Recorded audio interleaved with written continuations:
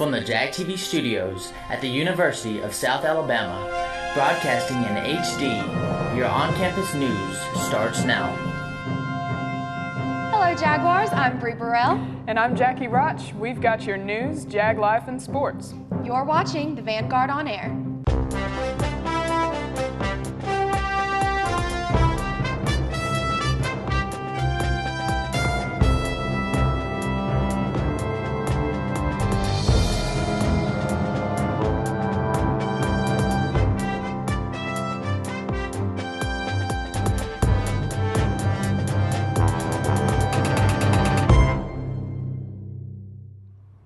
Do you have an upcoming fun event you'd like promoted to USA students? JAG TV, our student TV channel, would like your event on Weekend Warm-Up. This show informs students about events and happenings on and around campus, particularly, but not exclusively, on the weekend. Weekend Warm-Up airs on Thursdays at 7 p.m. and again on Friday and Saturday. Anyone who would like his or her event included on the broadcast must email a blurb about this event by the previous Monday. The email should include any pertinent information as well as which Thursday you would like it to air. Blurbs may be reworded and edited, and inclusion is at the discretion of the hosts. Priority will be given to school-sponsored events, and please no regular club meetings. Send emails to jagtvusa@gmail.com with Weekend Warm-Up in the subject line. This is an ongoing weekend show, so even if you do not have an event right now, keep them in mind for later. Also, if you would like to come on the show and do a 9-minute interview about your event, ask us about being an in-studio guest. Are you a star performer just waiting for your time to shine? Do you have a special talent such as music, poetry, or stand-up comedy? Then stop waiting and head over to the Satori Coffee House for open mic night. Satori is conveniently located down the street from USA's campus and offers a great atmosphere for those wanting a cozy place to study or a full night of music, laughter, and fun. If you don't have a talent to perform at open mic night, don't worry. You can still be a part of the supportive and fun environment that is Satori Coffee House. Swing by an open mic night Thursday starting at 7 p.m. to showcase your talent or to just enjoy great food, drinks, and the company of others. Over the past few years, the university has been booming with renovations and new building projects. No matter if you're standing on the north side of campus near the chemistry building or closer to the center surrounding the Bethel, work crews and heavy machinery fill both areas. As of now, there are several buildings which have already completed the renovation process: Epsilon 2, the Student Center, and Siemens Bethel. All these renovations were made due as each building had reached its life expectancy and were simply in need of upgrades. Faculty Court East is currently under renovations and will receive new finishes after being left by the engineering department when Shelby Hall was completed. The chemistry building is also being re-bricked due to the bricks not being assembled correctly in the initial build. Students can expect further renovations to come. The Life Sciences Building, auditorium, and the 2 large classrooms in the Visual Arts Complex are scheduled to be remodeled in the near future. In dealing with parking, however, President Tony Waldrop expressed that he does not want to waste any more ground or money on parking until necessary. This construction all across campus has been completed in strides, and these renovations are making structures safer for increased student activity. For more information, pick up a Vanguard located around campus. The City of Mobile has proposed a new 2015 budget that could cut up to $2 million in performance contracts impacting arts and culture services throughout Mobile. Performance contracts provide particular organizations funding for services that the city needs. Contracts go to organizations ranging from social services to arts and culture. Mayor Sandy Stimpson stated in a recent press release on the budget that they can no longer sustain previous years' funding levels and make headway on capital projects. Many events and organizations are under the control of the Mobile Arts Council, such as the Mobile Opera, Gulf Coast Explorium, Bayfest, and the Mobile Ballet. All these are funded by the city budget, and one event in jeopardy is the Art Walk in downtown Mobile. During a public budget hearing, arts and culture funding quickly took a back seat to service providers such as independent living programs, the Salvation Army, School of Math and Science, and Boys and Girls Clubs. Other budget concerns discussed included pay raises for city employees, an increase in discretionary funds for the city council, a temporary sales tax increase, and a 400% increase in funding for capital projects. The proposed budget takes effect in the new fiscal year for the city, which begins October 1st. Do you love traveling? You can Study abroad and travel to countries you may have thought were out of your reach while learning and gaining an education. Studying abroad can be one of the highlights of your university career. You will have wonderful and challenging experiences that will allow you to grow academically and professionally. Study abroad applications for the spring and summer of 2015 are now open. There is also a full tuition scholarship for study abroad in New Zealand. Apply for this scholarship from Go Overseas to receive a fully funded study abroad experience. If you need help applying for a program or just want to chat about your options, please stop by the Meisler Hall for their walk-in hours or attend a study abroad information session Wednesdays at 11 and Thursdays at 4. Next up, we'll have some information on how you can win some USA merchandise as well as other prizes. Coming up next on the Vanguard On Air. Are you looking for a way to get involved at the University of South Alabama? Student Activities wants you to get involved on campus. Student Activities are here to help you find which organization is right for you. They have over 200 student organizations at USA and encourage you to consider membership in one that interests you.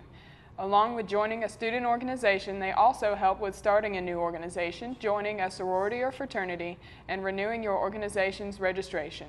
According to their university flyer, the Office of Student Activities strives to enrich the academic mission, professional development, and social aspects of the college experience.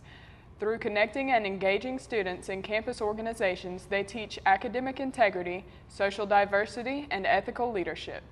Become involved in student organization today by contacting the Office of Student Activities.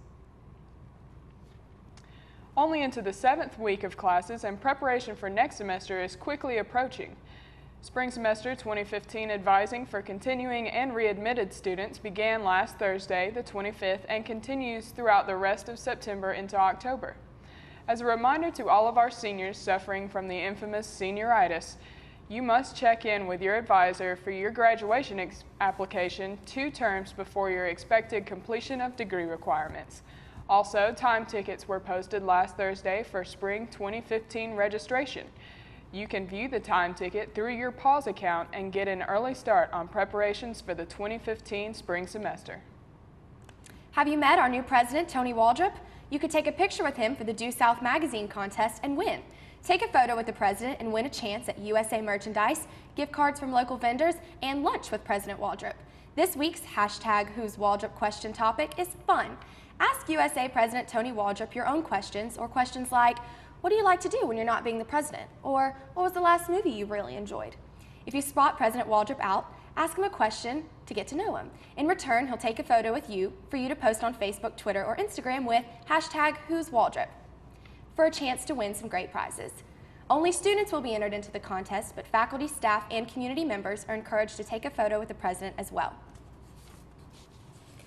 The Music Business Student Association is on. This USA group is here for you to get involved and gain the experience in the many aspects of the music industry. Music is not just isolated to performing, teaching, or composing.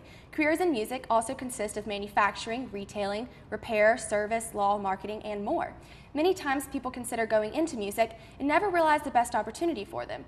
The MBSA goal is to investigate these opportunities by bringing them to the USA campus, as well as going to where the opportunities exist. Being a member of the MBSA is simple and worthwhile in building a portfolio for career opportunities. Don't miss the next MBSA meeting at 7 p.m. in Laidlaw. As many of us may know, this past summer, South Alabama tragically lost a great spirit-filled friend and a terrific friend.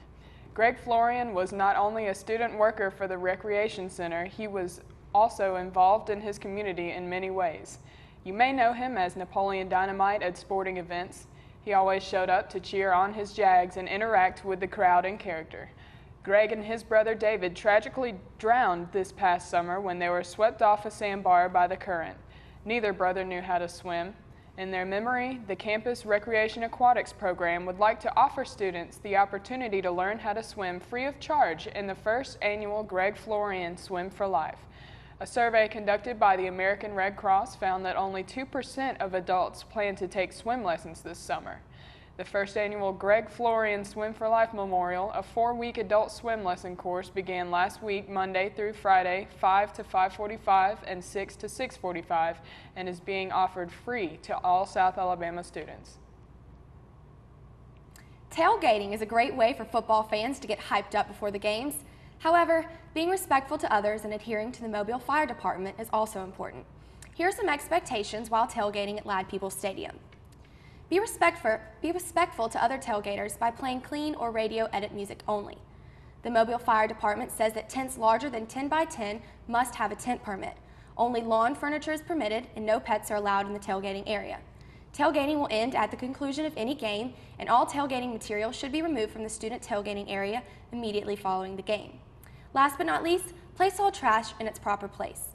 Failure to comply with the tailgating code of conduct may result in loss of tailgating privileges, fines, or other disciplinary action. Clash of the Claws 2015 Homecoming is coming soon. Scheduled events for Homecoming Week starting October 13th can be found on the university homepage.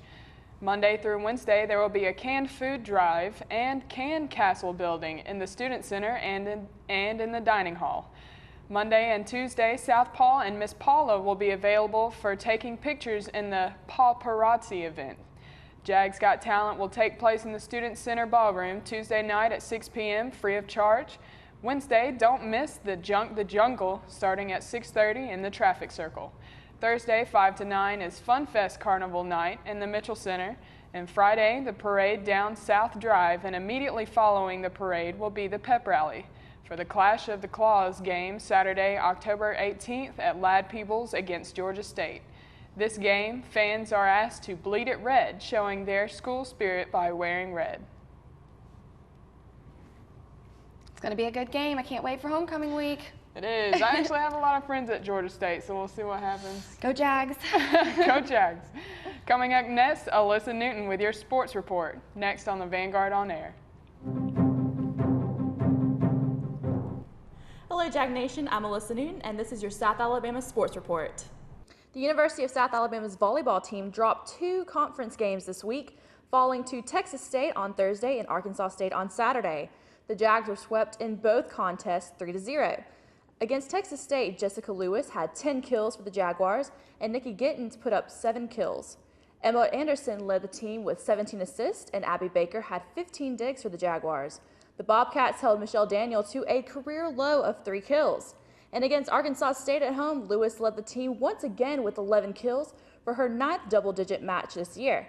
Nikki Gittens recorded 8 kills, Emma Anderson an assist with 14, and Abby Baker put up 15 digs. She is currently ranked 6th in the Sun Belt Conference in digs. USA has a 3-game road trip coming up, traveling to Appalachian State and Georgia State on Friday and Saturday, then Troy Wednesday, October 8th to face the Trojans. To keep up with the Lady Jags, you can follow USA VG Sports on Twitter or visit usavgsports.com. For South Alabama Soccer, here's field reporter Jamison Crabtree. This past Friday, the Jags hosted the Troy Trojans in this year's first conference game. It was Greek night and the fans showed up in force. The Jags jumped out to a 2-0 early lead and held off the Trojans to get the 2-1 victory. Rio Hardy made good on a mistake by Troy's goalie to score the first goal of the game and her 6th of the season. That was quickly followed by freshman Sophie Haywood in the 7th minute. The Trojans scored their goal in the 75th minute. No, it's a huge win, and I can't praise the girls enough because it was a battling performance. But I can't credit Troy, enough. They play great football, a fantastically well coached team. They've got a new coach. They're trying to play the right way, and they can hold their heads extremely high because they've been fantastic. And what a crowd as well. Not only did our fans show up, but theirs did too, and it just made for an excellent atmosphere. And it was a really enjoyable night for the most part. There was a little miscommunication on their part, and we were fortunate to take advantage of that. And but you've got to be in those positions, and Rio was in the right spot, and she was composed enough to put the ball away. So I'm pleased with Rio for doing that, and we took advantage of that opportunity because they were very few and far between. The next game will be here at the Cage, October 3rd, against the Louisiana Monroe Warhawks. Back to you, Alyssa. Thanks, Jamison. South Alabama football gained their first conference win this past Saturday in their first ever matchup against the Idaho Vandals. After scoring only 9 points combined in their last 2 games, the Jags defeated the Vandals 34-10. The offense recorded a season high of 429 yards. Running back Jay Jones recorded 108 yards in his contest, his second 100-yard game of the year. Kendall Houston recorded 37 yards with 31 of them on the ground. The Jags defense had another stellar week, making the contest their 3rd straight week that the Jags held their opponents' offense to a season-low total of yards, holding the Vandals to just 269 yards when Idaho has recorded over 400 in each of their last 4 games. The defense recorded 7 sacks and 2 interceptions, one that Montel Gardner returned for a touchdown. For scoring drives, the Jags started off strong with a bridge 51-yard touchdown pass to Claude Garnett with 3 minutes and 49 seconds left in the first quarter. This is his first career touchdown as a Jaguar to give the USA 7-0 lead. With less than a minute later, the Jaguars extended their lead to 14-0 when a picked-off Idaho quarterback Matt Linton pass turned into a 59-yard interception return for Montel Gardner. In the second quarter, McLaurin scored 2 field goals, the first 19 yards and the second from 44 yards out, to give South a 20-0 lead leading into halftime. USA came out of halftime strong with a bridge keeping the ball and rushing for a 54-yard touchdown at 13:41 mark of the third quarter to bring the lead to 27-0. And halfway through the third quarter, Idaho's Austin Recca scored a 37-yard field goal, to put the Vandals on the board. 30 seconds later, Josh Aiken received a 10-yard pass from Lennon to bring the score to 27-10. And finally, in the fourth quarter, Jay Jones rushed for an 18-yard touchdown with 8 minutes left of the game to give the Jags a lead of 34-10. And that score would give the Jags another mark in the win column. Now the Jags are 2-2 or 1-1 in conference play. USA next travels to Boone, North Carolina to face another new Sun Belt opponent, Appalachian State. This kickoff will be at 5 p.m. Make sure you follow our live play-by-play at USA VG Sports on Twitter. And finally, the Jags had a visitor this past week. Cincinnati Bengals quarterback A.J. McCarron visited South Alabama's football practice. The NFL quarterback posted a picture with players on Twitter last Thursday, tweeting, "Working to be legendary, much love to South Alabama." McCarron is a former Alabama quarterback and a Mobile native. This past week was a bye week for the Bengals. For all these stories and all your South Alabama sports updates, videos, picture galleries, and more, visit usavgsports.com. That's really cool. I heard he was from Mobile, right? Yeah, he went to St. Paul's, and fun fact, there's a video on YouTube where him and our quarterback, Brandon Bridge, he's asleep in the car, and A.J. McCarron scares him, and he screams, and it's hilarious. Sorry, Brandon, so you'll have to look it up. That's great. That's all for this week on the Vanguard On Air. Once again, I'm Jackie Roch. And I'm Alyssa Newton. And I'm Bree Burrell. Stay tuned for your Atmos Center weather, and we'll see you next week right here for the Vanguard On Air.